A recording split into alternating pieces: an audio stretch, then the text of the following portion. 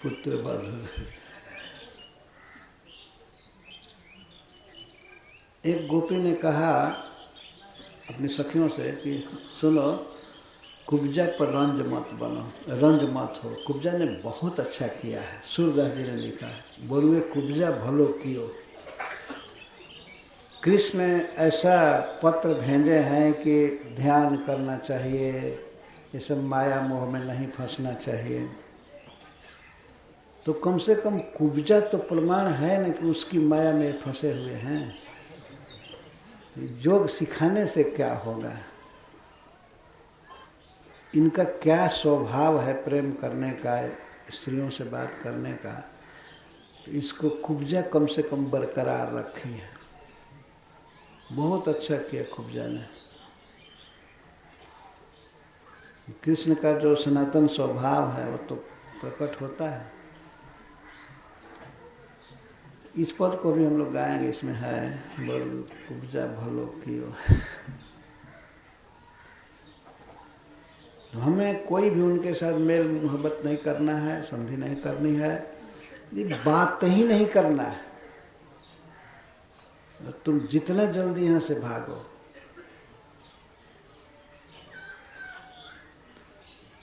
श्री राधा रानी अपने हस्त कमल से भंवरे को नहीं हटा रहे, नहीं तो हाथ पर भी आकर बैठेगा, क्योंकि सारा अंग ही कमल है, चरण कमल है, हस्त कमल है। श्री राधा रानी अपने दोनों पैर को नीचे करके और एक क्यारी में मेड़ पर टीले पर बैठी हैं और सब गोपियाँ उनके आसपास हैं। और श्री उद्धव जी भी थोड़े ऊंचे पर बैठे हैं, उनसे बात हुई थी। लेकिन राधा रानी महाभाव में ये भूल चुके हैं कि उद्धव मेरे सामने है। वास्तव में भगवान की व्यवस्था थी। उद्धव जी श्री राधा रानी के इस महान भाव को, ज्वलतम प्रेम को देखें। भगवान की इच्छा थी कि ये देखें। तो राधा रानी का यह अनुपम भाव उद्धव जी के सामने प्रकट हुआ। भंवरे से बात कर रहे हैं। श्रीधर स्वामी कहते हैं कि भंवरा आया था उनके पास तो उससे बात कर रही हैं, अथवा उद्धव जी को ही भंवरा के बहाने से सुना रही हैं। तो उद्धव जी सब सुन रहे हैं, गोपियाँ सब सुन रहे हैं, उद्धव जी सुन रहे हैं, और वो बेचारा भंवरा कहेगा कुछ सुनने जाए। कुछ भक्तों का कहना है कि श्री कृष्ण ही भंवरा बन करके प्रिया जी के चरण में आ रहे थे। जो भी हो, ये भी संभव है।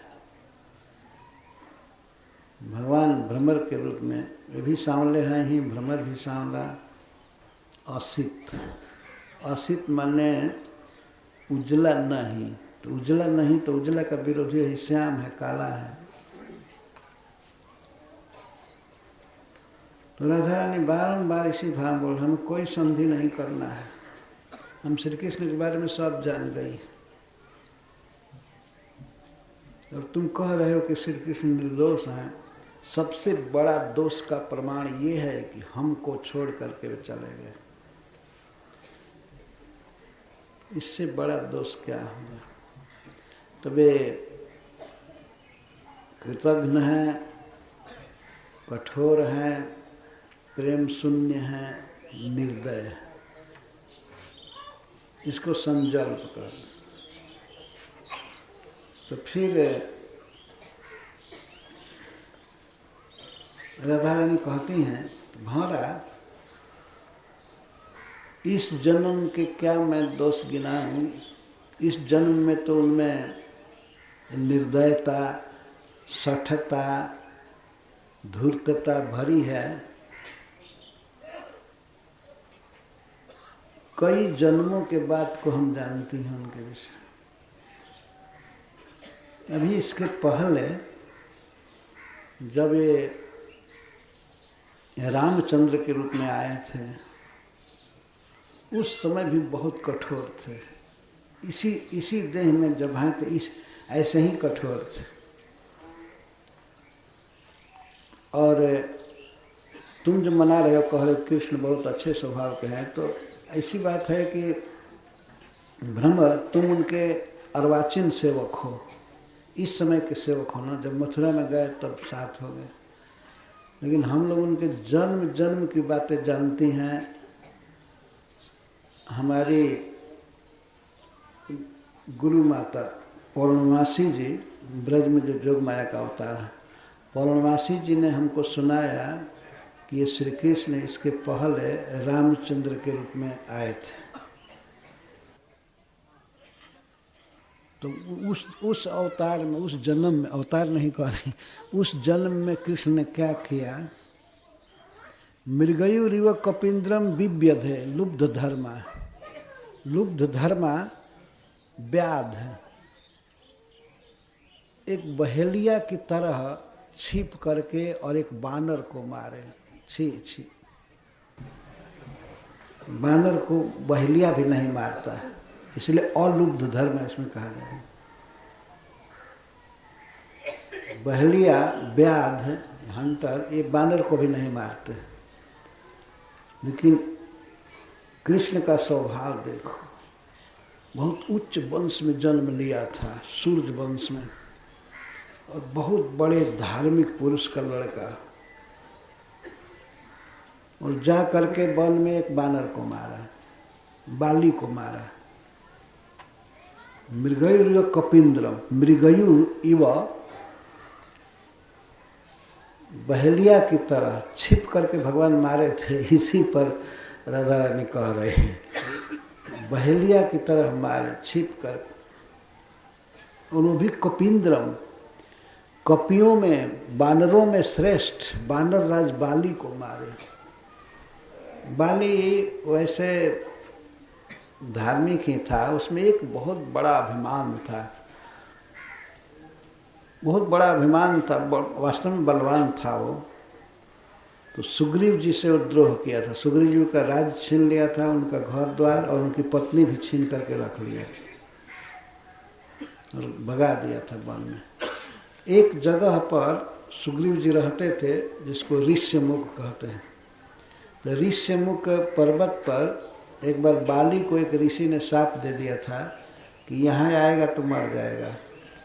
तो सुग्रीव जी को वो निर्भय स्थान मिला था, तो वहाँ कुछ बानरों के साथ अपने साथी जैसे हनुमान जी थे और सब, तो गुजारा करते थे, वन में रहते थे, पहाड़ पर। राजधानी में अपने घर कभी नहीं गए, घर तो दखल कर लिया था बाली, और पत्नी का भी अपहरण कर लिया था। यहाँ साप बस आवत नाही, तदपि सभीत रहूं मन माय। भगवान ने राम से सुग्रीव जी कहे थे मिलने पर कि यहाँ साप बस आवत ना है, साप के कारण यहाँ नहीं आता है, फिर भी डर लगता है प्रभु जी। भगवान से कह रहे हैं सुग्रीव जी, एक तो घर छूटा है, सब कुछ रुपया पैसा धन स्त्री सब छीन लिया, तो वन में आकर रहते थे, और भगवान भी वनवासी हो गए थे। तो सीता जी का हरण हो चुका था, तो भगवान श्री राम अपने भाई के साथ सीता जी को खोजते हुए कभी नदी के कछार में, कभी कंदरा में, कहीं पर्वत में, झाड़ी में, भगवान महाकामी बिरही की तरह खोज रहे थे, लीला दिखा रहे थे। किसी किसी कुंज में झांक करके देखते थे, लक्ष्मण देखो इधर छिपी होगी, हमसे बहुत मान करती थी सीता, मान करके इधर आ गई होगी। तो रावण ले गया था लंका में, लेकिन भगवान खोजते हुए जा रहे हैं। तो पर्वत शिखर से सुग्रीव जी ने देखा कि ये दो क्षत्रिय धनुष बाण देखा, तब कहा ये लगता है, हनुमान जी से कहा हनुमान जी ये लगता है कि बाली ने हमको मारने के लिए भेजा है इन लोगों को, आप जरा पता लगाइए कौन है। तो हनुमान जी ब्राह्मण के वेश में गए वहाँ, और पूछे आप लोग कौन हैं, इतना सुंदर चरण कमल है, कोमल है, और कठिन भूमि पर कठिन भूमि कोमल पदगामी, कवन हेतु बन विचरहु स्वामी। बहुत कठिन जमीन है, आपका चरण कमल कोमल है, कैसे विचरण कर रहे हैं आप लोग, हैं कौन?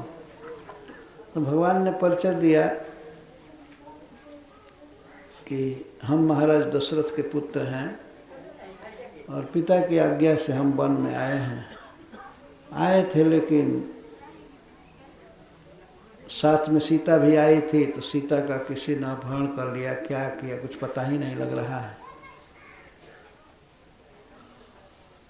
आपन कथा कहा हम गाए, विप्र हनुमान जी से कहा था। भगवान ने कहा कि मैं अपनी बात सुनाया और आप अपनी बात सुनाए कि आप कौन हैं। तब हनुमान जी अपने स्वामी को पहचान गए, कहे कि मैं आपका दास हूँ, मुझे इस बात का बड़ा दुख है कि मैं आपको नहीं पहचान पाया, परिचय पूछना पड़ा। इसके बाद हनुमान जी दोनों को पीठ पर चढ़ा लिए, पैदल क्यों चलने दें। हनुमान जी में अपार बल, पवन पुत्र है ना, वो लेकर के हवाई जहाज की तरह उड़ते भी हैं।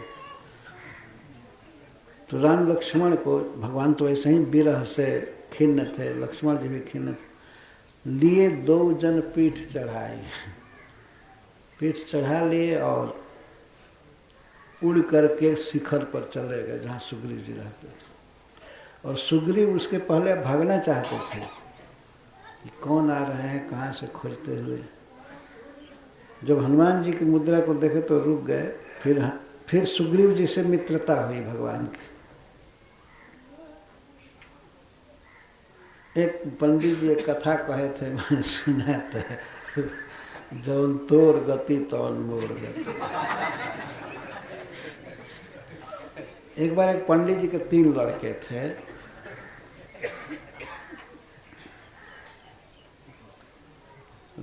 तीनों में एक खेती करता था, एक भैंस चराता था और एक ऐसे भगवानपुर ब्लॉक में घूमता रहता था, बबुआ जाता था या कोई हमेशा काम धंधा देखना इधर। तो दोनों भाइयों के मन में ये बात हुई, ये घूमते रहते हैं, बैठे रहते हैं, हम लोग काम कर रहे हैं, खेती कर रहे हैं, भैंस चरा रहे हैं। तो बड़ी दुर्भावना हुई। अब अलग होना चाहते थे, अलग होना चाहते थे। हो भी गए, अपना बांट लिए। देखिए, कोई बैठा रहता है, घूमता है, तो इसको कहीं नहीं समझना चाहिए कि कम काम कर रहा है। आदमी का अलग अलग महत्व होता है। तो उस देश के राजा को जरूरत पड़ेगी। एक बार वे कुछ कथा सुनना चाहते थे राजा, तो ब्राह्मण ही कथा कहते थे। तो ब्राह्मणों के यहाँ निमंत्रण गया। ये भी बड़े उच्च पंडित के लड़के थे तीनों। तो तीनों के पास निमंत्रण गया कि आकर के कथा सुनाना है। अब तो जो खेती करता था, भैंस चराता था, पढ़े लिखे थे ही नहीं, कहाँ से कथा सुनाए। तो राजा के सिपाही पुलिस पकड़ करके उनको ले गए, चलिए कथा सुनाना है। पंडित है ना, हाँ चलिए कथा सुनाना है। दोनों को पकड़ करके ले गए। और बड़ा लड़का कहीं गया था घूमने, उसको भी निमंत्रण आया कथा के लिए। तो पहले वो बहुत व्याकुल हो गए, कहा कि हमारे भाइयों को यहाँ कैद करके क्यों लाया गया है। नहीं तो आ नहीं रहे थे, तो इसलिए इनको पकड़ करके लाई पुलिस। भी राजा को कथा सुनाना है, वहाँ सुनने के बाद धन मिलेगा, ये मिलेगा, चलना चाहिए ना। तो वो बेचारा गया, बड़ा लड़का था। वो गया तो ये दोनों रो रहे थे। हाजत में डाल दिया था पुलिस। एक कारण से डाला था। एक बोल दिया कि राजवा पूछी तो क्या कहो। राजा पूछे तो मैं क्या कथा कहूँगा, कुछ जानता ही नहीं है। राजवा पूछी तो क्या कहो, रो रहा था। राजवा पूछी तो का कहब, तो वो दूसरा जो भैंस चरा रहा था वो बोला जौन तोर गति तौन जौन तोर गति तौन मोर गति। अब हम तो बड़ा लड़का गया और पूछा कि इनको क्यों बंद किया गया है। राजा को अरेर मारने से इन दोनों को बंद किया गया था। अब कथा कहाँ से कह सकते थे, अब जेल में बंद थे। राजा को गाली दिए तो लड़का पहुंचा, राजा से डायरेक्ट भेंट किया, कहा कि सरकार हमारे भाइयों को जेल में क्यों बंद किया गया है। अरे मैं सुना कि हमको गाली दे रहे थे लोग, इतने बदमाश। एक कह रहा था राजवा पूछी तो का कब, यही शिष्टाचार है, ऐसे बोलना चाहिए। तो बड़ा लड़का बहुत विद्वान था, चतुर था। सरकार ये तो कथा कह रहे थे, कथा कह रहे थे। ये पुलिस वाले मोटी बुद्धि के समझे नहीं, वो कथा कह रहे थे। तो राजा ने कहा कथा कह रहे थे? तो हाँ, वो ये कह रहा था कि राजवा पूछी तो का कहो। तो हाँ सरकारी रामायण की कथा है। जब भगवान श्री राम वन में जा रहे थे तो सुमंत जी उनको रथ पर चढ़ा करके ले गए और गंगा जी के तट पर। लेकिन गंगा जी के तट पर जाने पर भगवान राम ने कहा कि नहीं, हम लौटेंगे नहीं अयोध्या, हम जाएंगे, आप जाइए, हमारे पिताजी को समझा दीजिएगा।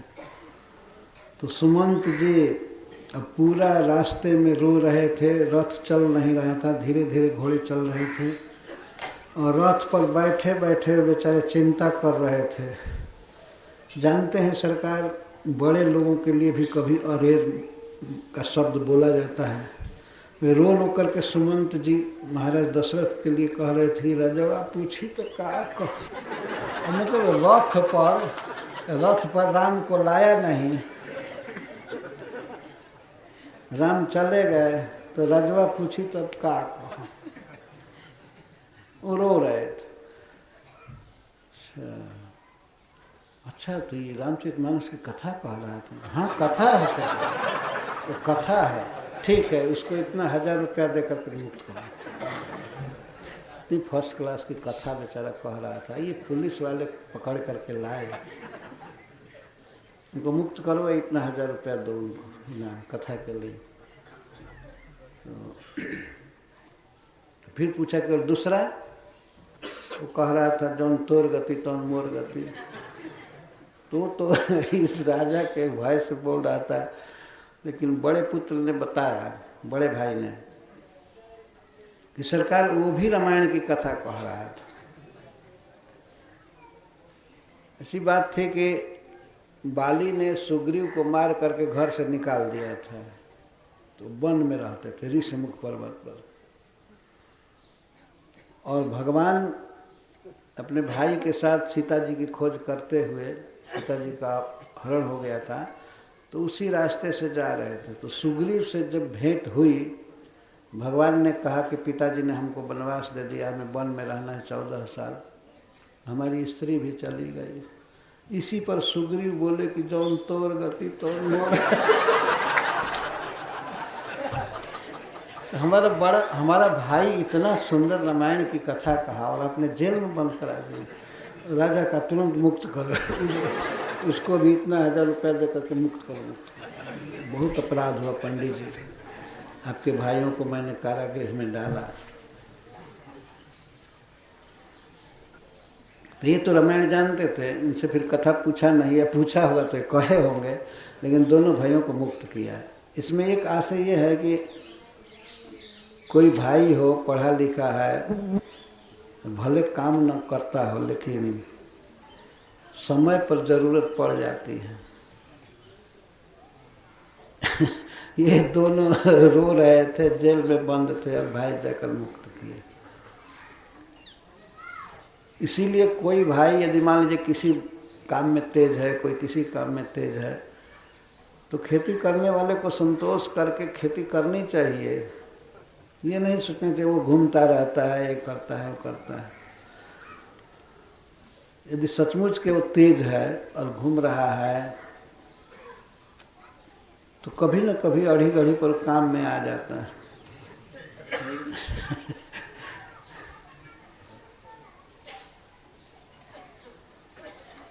तो वही सुग्रीव जी ने कहा, जौन तोर गति तौन मोर गति। भगवान ऐसे बोले कि भाई राजा बना भरत, तो प्रेम से ही बोले, तो भाई के कारण मैं चला आया इधर। एक प्रकार से भाई ने घर से निकाल दिया, यही बात है ना। भरत जी नहीं रहते तो घर से कौन निकालता है। और इनके भाई ने भी मार पीट करके निकाल दिया, इनको खूब मारा था सुग्रीव जी को, बहुत अभिमानी था। इस तरह से परिचय हुआ था। तो भगवान ने सुग्रीव जी का पक्ष लेकर के बाली का वध किया। तो कुछ भी कारण हो, ये सब दोष दर्शन जब होता है तो गुण देखा नहीं जाता है, बल्कि गुण को ही दोष बताया जाता है। इसको असूया कहते हैं। तो राधा रानी कहती हैं, इसी जन्म के कृष्ण कठोर नहीं हैं, जन्म जन्म का अभ्यास है। जब वो रामचंद्र के रूप में जन्म लिए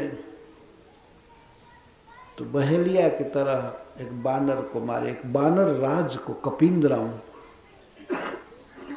कपिंद्र कहने का आशय है राधा रानी का कि जब कपिंद्र है तो अच्छा बानर रहा होगा, सबसे श्रेष्ठ बानर। बहेलिया भी बानरों का वध नहीं करता है। देखे हैं कहीं बानर को मारते हैं? नहीं। बानर लेकर के नचाते हैं कुछ मदारी, लेकिन मारते नहीं। इतना निर्दय। पूर्व जन्म में क्षत्रिय बने थे और इतने श्रेष्ठ पुरुष के लड़के, और वो भी साधु भेष में थे, जटा धारण किए थे, बलकल पहने थे, साधु भेष में, तपस्वी भेष में, फिर भी राइफल लेकर के चलते थे, फिर भी मतलब अपना धनुष बाण लेकर के चलते थे। तो ये तो खैर मान लेती हूँ कि वन में हिंसक जीव मिलेंगे और मिलेंगे तो धनुष बाण ठीक है, लेकिन वन में भी जा करके ही बानर को शूट किए। ये कठोर है न स्वभाव, पूर्व जन्म से है।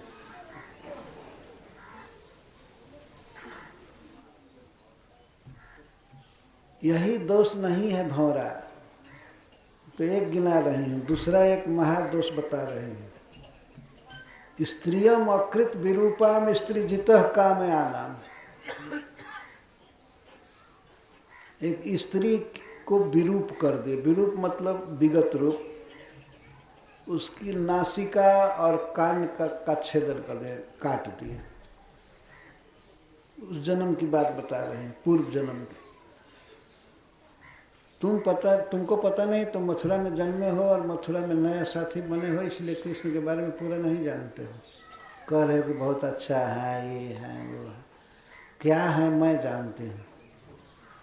ऋषि जन्म का नहीं, पूर्व जन्म का भी जानते हैं। बाली के वध के विषय में कथा है रामचरितमानस में। तो इसको थोड़ा सा मैं स्मरण करना चाहता हूँ। बाली का वध किया भगवान ने तो बिल्कुल उचित किया, वो वध के लायक था, बहुत अभिमानी था, बदमाश था। पहला तो उसका ये अपराध था, वह अपने छोटे भाई की पत्नी को रखा था, सुग्रीव जी की पत्नी को छीन लिया था और सुग्रीव का घर द्वार सब छीन लिया था, घर से निकाल दिया था। बहुत विनय किया था सुग्रीव, प्रार्थना किया लेकिन माना नहीं। तो जब भगवान गए ऋषिमुख पर्वत पर, वो तो गांव में नहीं जाते थे, कि शहर में नहीं जाते थे, किष्किंधा में भी नहीं गए, गांव से बाहर ही जो कुछ होना था होना। तो सुग्रीव ने कहा कि मैं सीता जी का पता लगवा दूंगा, हमारे पास बहुत बानर हैं और इनको खोज करके, बानर सब पेड़ पर उछलते हैं, कंदरा में, पहाड़ पर खोजते हैं। उन्होंने कहा कि हमारे पास बहुत बानर हैं और मैं आपकी मदद करूंगा। ये कहने के पहले ही भगवान ने कह दिया कि मित्र तुम चिंता मत करो, बाली को मैं एक बाण से ही मार दूंगा, और ब्रह्मा शिव आदि की शरण में जाने पर भी वो नहीं बचेगा। ब्रह्म रुद्र शरणागत गए नौबर ही प्राण। सुनु सुग्रीव मारी हूँ बाली एक ही बाण से मारूंगा।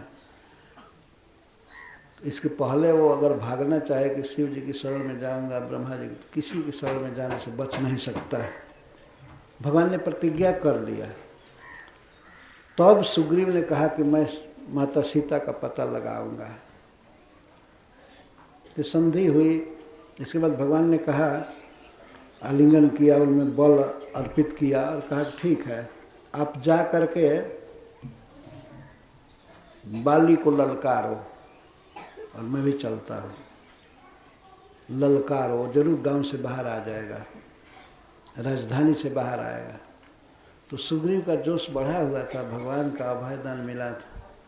इसके पहले बाली इतना मारा था कि नाम नहीं ले सकते थे उनके नज़दीक जाने का, लेकिन वही बाली भगवान राम का आश्रय, वही सुग्रीव राम का आश्रय पाने पर जाकर बाली को ललकारे। वो बहुत अभिमान में था, आया, इतनी हिम्मत बढ़ गई सुग्रीव के। आया और लड़ने लगा, बहुत जोर से घूंसा मारा उनको, सुग्रीव को। तो सुग्रीव छटपटा करके भगवान राम के पास भी फिर भाग आए।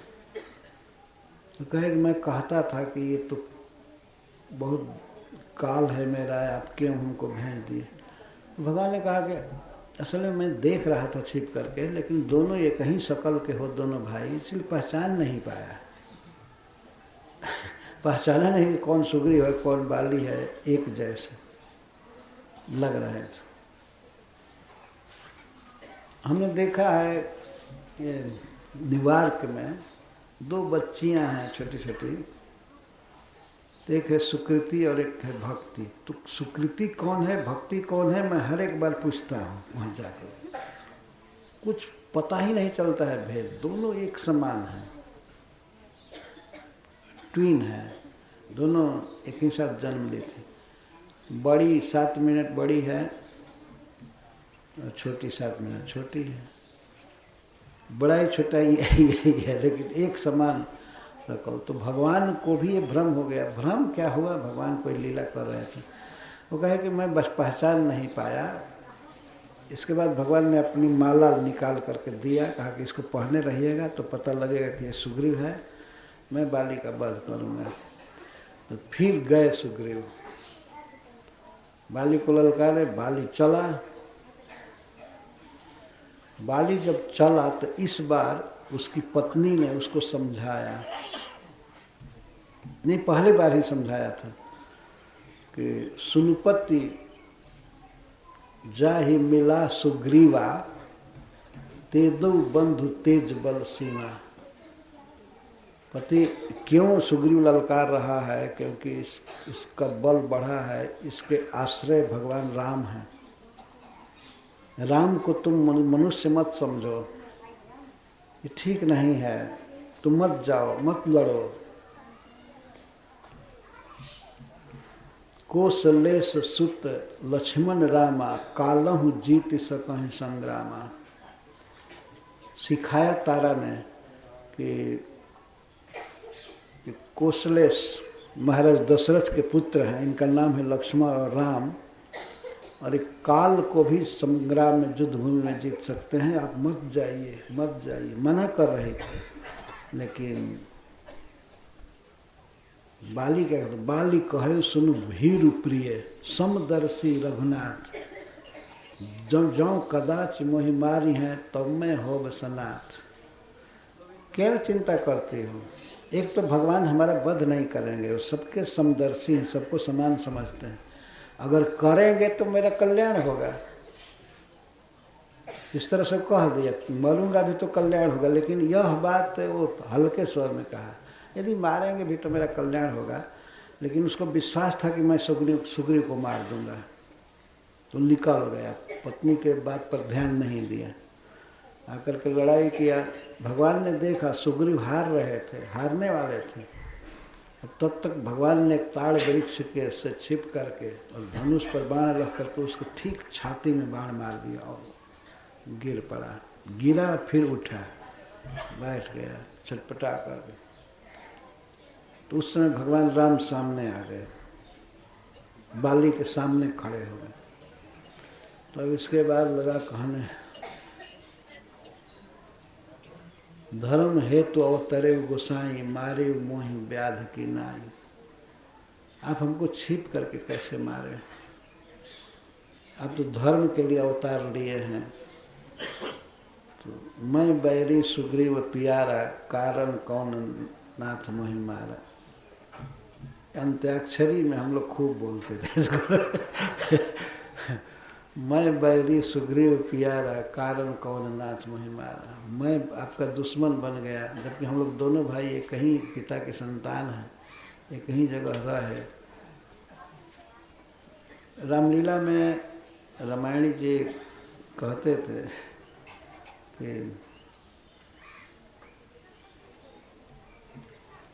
ये कौन आपकी सहायता किया, ये आपका क्या हित किया कि इसका पक्ष लिए।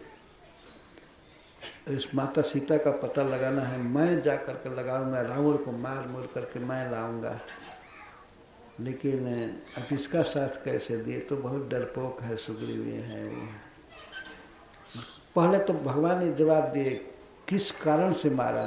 तो भगवान ने कहा, अनुज बधु भगनी सुत नारी, 59 कन्या समय चारी। तीन ही कुदृष्टि बिलो कई जोई, ताहि बधे कछु पापन होई। छोटे भाई की पत्नी और भगनी बहन और पुत्र की स्त्री, पुत्र वधू, ये अपनी बेटी के समान हैं। चारों अपनी बेटी के समान है। इन्हीं कुदृष्टि बिलो कई जोई, ताहि बधे कछु पापन होई। इन पर जो कुदृष्टि डालता है, कुविचार रखता है, कुविचार तक तो चला, कुदृष्टि रखे तो उसका वध कर देने में कोई पाप नहीं है।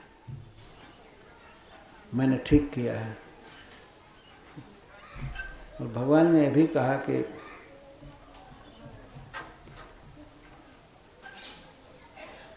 तुम सुग्रीव को एकदम तृण जैसा समझते थे और नारी के बात पर ध्यान नहीं दिए। तारा ने क्या कहा तुमको, तुमने कान नहीं दिया, सुना नहीं, इतने अभिमान में थे।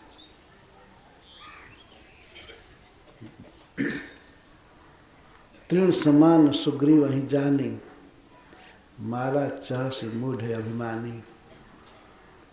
और यहाँ तक भगवान ने एक बात कहा कि मम भुज बल आश्रित तेहि जानी, मारा चह से मूढ़ अभिमानी। हाँ, ये चौपाई। तुमको ये पता लग गया कि राम के भुजाओं के आश्रय में है वो, मेरे शरण में है, फिर भी तुम उसको मारना चाहता था। मेरे भुजा के आश्रय, मेरी शरण में जो है, उसको भी जान करके भी मारा करता था। तो यदि बाली ये कहता कि मुझे पता नहीं था, मान ली झूठ तो नहीं बोल सकता था, लेकिन यदि मान ली जो कहे, तो भगवान कहते हैं कि तुम्हारी पत्नी ने तुमको कहा था ना कि सुनपति जाहि मिला सुग्रीवा, ते दो बंधु तेज बल शिवा। कौशलेश सुत लक्ष्मण रामा, कालहु जीत सकहि संग्रामा। ये पता था ना, तुम्हारी पत्नी ने कहा था ना। तब वो क्या कहता है,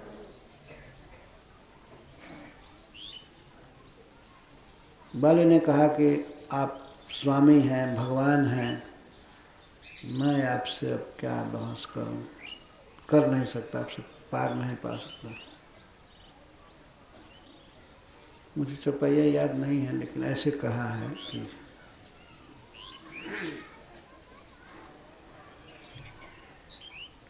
तो फिर ठीक है प्रभु, मैं पापी हूं, लेकिन इस समय भी पापी रह गया क्या? आपका दर्शन करके और आपके हाथ से आघात खा करके भी, प्रभु अजहूँ मैं पापी, अंत काल गति तो, क्या मैं अभी भी पापी हूँ? तो भगवान ने कहा कि नहीं नहीं, आप पापी नहीं हो। अब तो फुल कृष्ण कॉन्शसनेस में आ गए। अब तो पूरा भक्ति में हो, हमको तुम समझने लगे, हमारे प्रति प्रेम है, तब पापी नहीं हो। उसके बाद भगवान ने अपने हस्त कमल से बाली के सिर का स्पर्श किया और कहा कि ठीक है, यदि तुम जीना चाहते हो तो अभी मैं तुमको अचल कर दूंगा, नहीं मरने दूंगा। तो बाली कहा नहीं, मैं ये शरीर छोड़ना चाहता हूँ। जन्म जन्म मुनि जतन करा ही, अंत राम कही आवत न है। जन्म जन्म तक मुनि लोग जत्न करते हैं, लेकिन अंततः राम उनके पास कभी नहीं आते हैं, आप आते नहीं। वही प्रभु हमारे आंखों के सामने हैं। आप न दिखाई दे, आप में भक्ति न हो, तो उस जीवन से आपका दर्शन करके मर जाना अच्छा है। तो उसने बहुत प्रार्थना किया, भगवान ने उसको सद्गति दिया, भगवान के धाम गया। एक बात उसने मांगा कि प्रभु मुझे बहुत अफसोस है कि मैं आपकी सेवा नहीं कर सका, लेकिन शास्त्र कहता है कि पुत्र पिता का ही रूप है, तो यह मेरा बेटा है अंगद, इसे आप अपनी सेवा में रखिए। इस तरह बाली ने तन तय की। लेकिन जब क्रोध होता है राधा रानी का जो भाव है, वास्तव में वे गुण गा रही हैं भगवान का, लेकिन ऐसे कह रहे हैं कि बहेलिया की तरह कपिंद्र को बानर राज बाली को मारा। ये पूर्व जन्म से ही खराब है। और एक स्त्री की नाक कान काट लिया, ऐसा पूर्व जन्म में। और कैसी वो स्त्री थी? कामयाना कामम यानम जस्या सा ताम, बेचारी काम वासना से आई थी और राम से ही अपने काम को पूरा कराना चाहती थी। जिस पर मोहित होकर के आई थी, और वही निर्दय उसकी नाक कान काट दिया, जिससे कि दूसरे किसी के साथ इसका विवाह न होने पाए। अरे नहीं करना था तो ठीक है, नहीं करते, वो क्या जबरदस्ती कर रही थी? जो सीता को मारना चाहती थी, ये बात राधा रानी छिपा रही हैं, ये नहीं बोल रही हैं। नहीं विवाह करना था तो नहीं करते, तो ऐसा क्यों किया कि उसके साथ कोई भी नहीं कर पाएगा?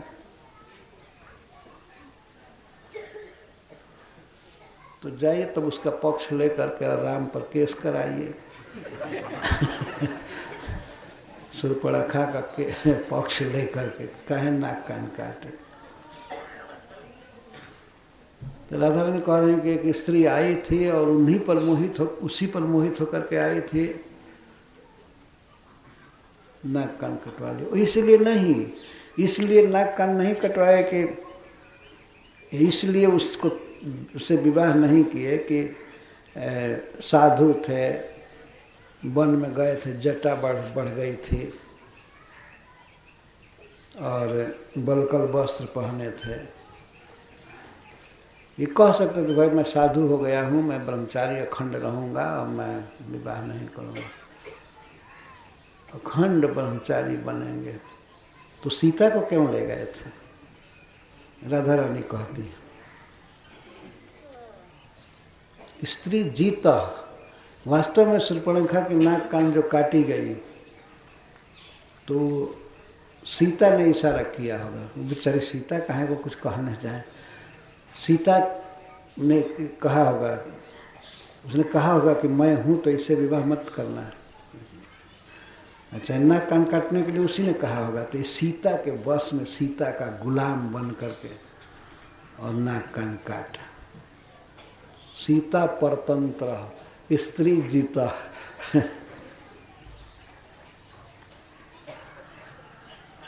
ये सब भगवान के गुण है, ये कथाएं हैं। सुनने में लगता है कि निंदा है, लेकिन ये निंदा कुछ नहीं है। तो राधा रानी कृष्ण पर रंज होकर के सब बातें कह रहे हैं। पूर्व जन्म से ही ऐसी कठोर आदत है। बानर का वध, तो स्त्री का नाक कान काट लेना। तो इस जन्म में इतने खराब हुए कि हम लोगों को छोड़ करके चले गए। तो बहुत अच्छा हुआ, तुम छोड़ कर चले गए, नाक कान नहीं काटे।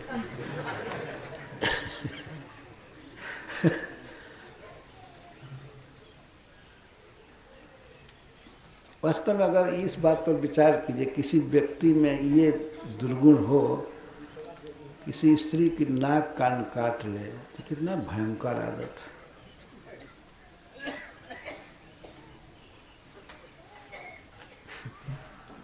ऐसे सूर्पणखा पर विचार करने पर वो नाक कान क्या गला भी काट लेना चाहिए, ऐसे बदमाश थी वो औरत। भगवान से कही कि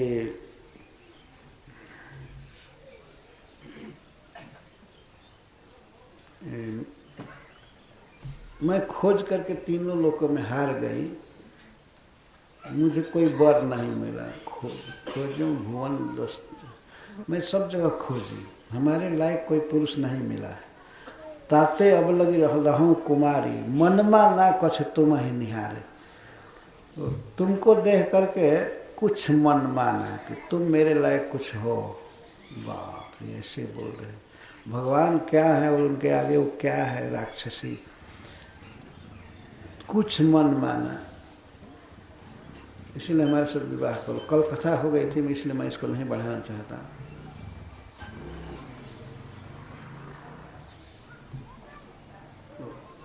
अंत में जब वो ये देखी कि बड़ा लड़का बड़ा सीधा साधा है, सरल है, लेकिन इसके साथ एक व्यवस्था है कि इसकी पत्नी है, अगर पत्नी नहीं रहेगी तो हमसे विवाह जरूर करेगा।